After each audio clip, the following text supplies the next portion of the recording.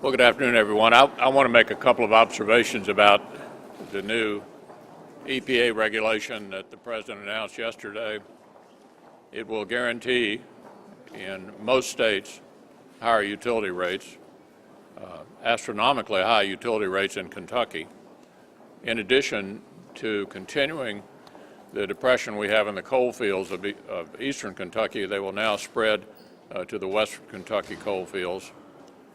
There's also a serious question about the reliability and availability of electricity without brownouts and the rest. In other words, there's a significant economic impact on our country as a result of these regulations. So we are astonished that the President, who said back in 2008 that utility rates would necessarily spike, said yesterday they wouldn't. Nobody believes that. And the director of EPA said the same thing. No one believes that. No, there's no credible source for any suggestion that this is A, going to create jobs, B, lower utility rates. They're living in a fantasy world, and the worst thing about it, if you're concerned about carbon emissions, it will have, according to the previous head of EPA in this administration, no measurable effect on carbon dioxide emissions. On another subject, I've asked Senator Saxby Chambliss to join us to address the Bergdahl matter, and I'd like to call on him now.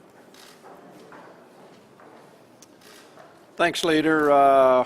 First of all, with respect to the Bergdahl matter, let me just say that as Americans, we're all very pleased that Sergeant Bergdahl is going to be reunited with his family. There's no disagreement about the fact that we're excited for the family and pleased that that has happened. But the fact of the matter is that a very dangerous precedent has been set here by this administration. It is a precedent of negotiating with terrorists, number one, and it's a precedent of being very callous with the way in which we release prisoners from Guantanamo Bay. These 5 individuals are not low-level, run-of-the-mill, fighter-type terrorists. These are the guys that raised the money, that made the plans to develop the IEDs, and in some cases are accused of inciting riots that wound up killing not hundreds, but maybe even thousands of people, including Americans. So these individuals, the President needs to look the American people in the eye and explain to the American people why he was justified in releasing the 5 individuals and why their background didn't demand and mandate that they be detained at Guantanamo for an indefinite period of time. So this afternoon, I'm going to send a letter to the President, and I'm going to demand that he declassify each of the classified files on these 5 individuals, so that all of you will have access to that and the American people will know what each one of these individuals was accused of, why they were being held at Guantanamo, and what this administration found in the review, the annual review of each of those cases. And let the American people know why, in the eyes of the President, he was justified in returning these 5 individuals to the fight. Senator, the White House says you all were kept in the loop on this. Were you? The White House is wrong about that.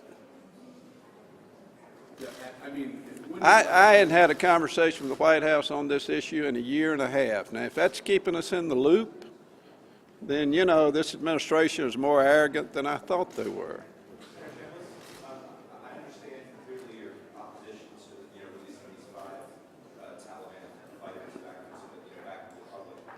I still can't get my head around how happy you are that Bowe Bergdahl's home and his family, and how upset you are about the release. Under the current circumstances, should he still be in captivity or shouldn't he? Well, you know, I am happy the guy's back. He's a prisoner of war. He's an American soldier.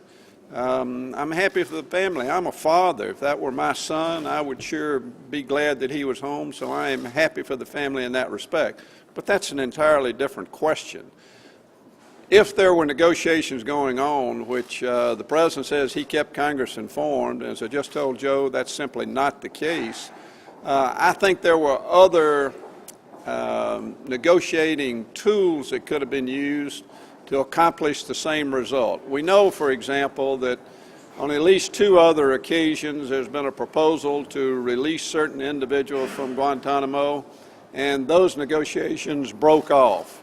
The fact is that the Taliban picked these 5 individuals out and said, Mr. President, we'll give you the sergeant for these 5, what I've referred to as the Fab 5, the new board of directors of Mullah Omar and Zawahiri, to act as the planners and fundraisers to carry out acts of terrorism to kill and harm Americans. That's an entirely different issue from being excited or being happy for the family. I got a phone call last night apologizing for not giving us advance warning of it. I'm sorry? Mr. Blinken, was it from Mr. Blinken? No, it wasn't. It was from a high-level White House individual. What specifically did they Apologize apologize for? for not. They said it had just been called to their attention that I had not received advance notification of this transaction taking place. Well, I mean, you can't undo what the president has done, so they said we'll give it to you next time. Is it illegal, sir?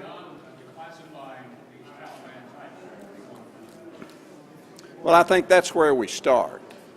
As I say, you can't undo what the president has done, and I think the long-term potential for damage is enormous. And I think that it's incumbent on this president to carry out the commitment on the part of the Qataris to monitor these individuals over the next year like they've said they would do.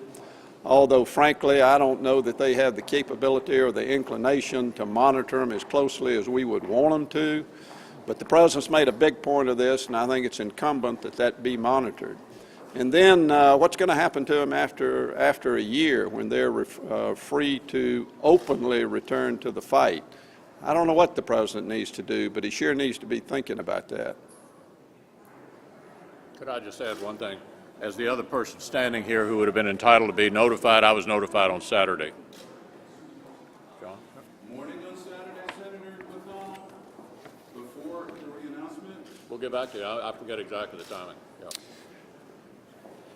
Getting back to the national energy tax that the Environmental Protection Agency and the administration have proposed late last week, I think it's important to recall a little bit of the history of this type of activity and legislation here in the United States Senate, because it was 17 years ago when there was a sense of the Senate resolution that passed 95-0 against the Kyoto Protocol that the Clinton administration signed. Included such luminaries as then Senator Kerry and others who said this is too big a price to pay in terms of our economy and jobs, and it really won't have much impact in terms of emissions because of what other countries, less developed countries of the world like China and India, are contributing.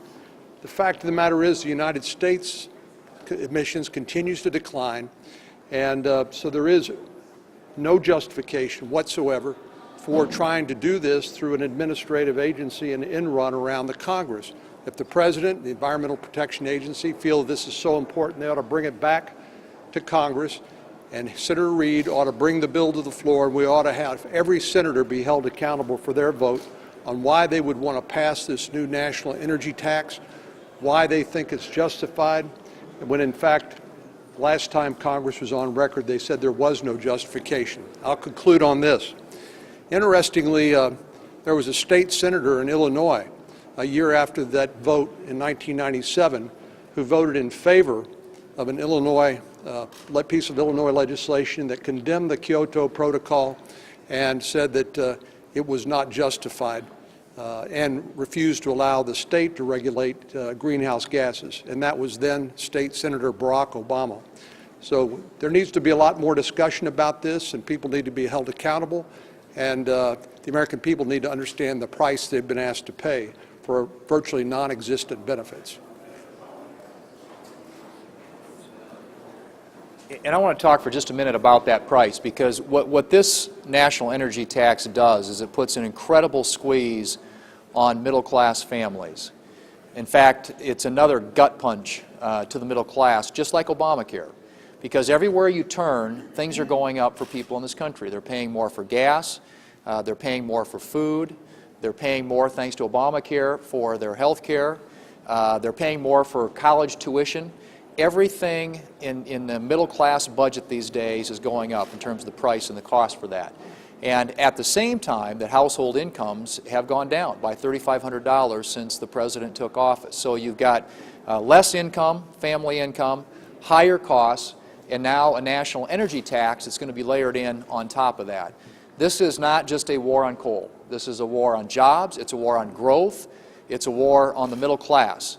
And the president is doing it, evidently, because he wants to satisfy the environmental fringe of his party. Well, I think it'll be interesting to see where Senate Democrats are on this. Are they going to stand with that extreme environmental fringe that the president is listening to, or are they going to stand with middle-class families that are going to pay the price when they're already paying higher prices for so many things in our economy at a time when they've seen their incomes go down? And with regard to the President's decision and the EPA's announcement of the additional regulations yesterday, you know, the President in the past week has put out this line that his overall goal is to, and position is to not do what he called stupid stuff. Well, he's violated it yesterday with these regulations. This makes no sense at all to many of us. The economy of the United States, the first quarter of this year, actually shrank by 1%. Didn't grow at all, didn't stay flat, it shrank. And we're at a country where we need to grow our economy. We need to get people back to work. There are going to be many coal-fired power plants that are going to close as a result of these regulations. Folks in the energy, who make their money in the energy field, losing their jobs. You're talking about hundreds of thousands of Americans losing their jobs as a result of these regulations. In terms of the jobs in the economy, the President, to me, seems tone deaf. Now they said there's going to be flexibility and let the states decide. But the true facts of that are that the EPA is still going to have the authority to reject what states decide. So the EPA is going to be the judge, the jury, and the executioner.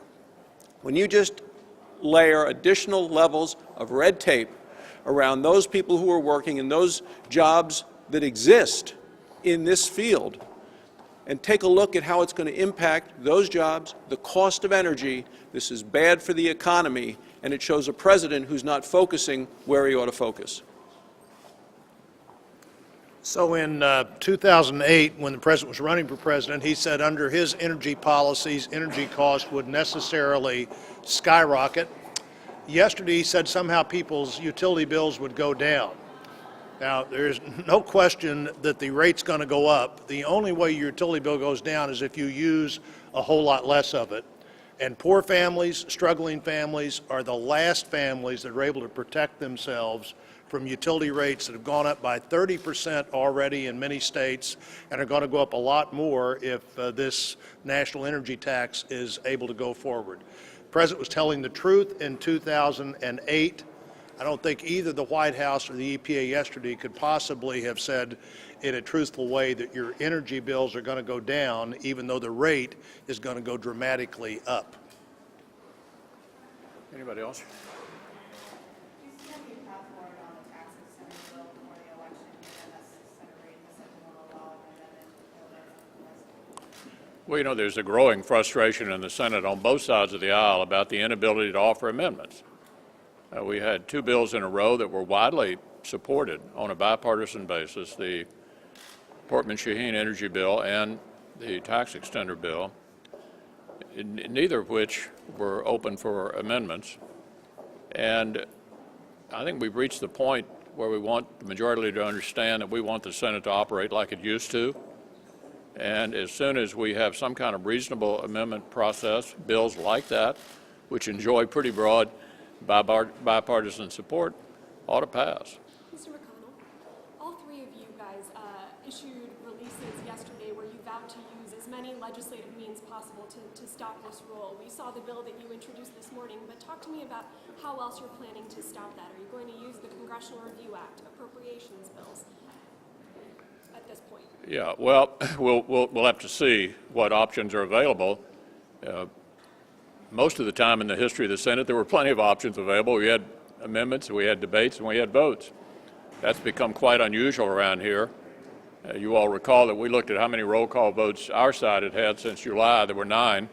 And then we were thinking, well, maybe the Democrats haven't had many either. We looked theirs up, and they'd had 7. In the meanwhile, the minority in the House had had 136.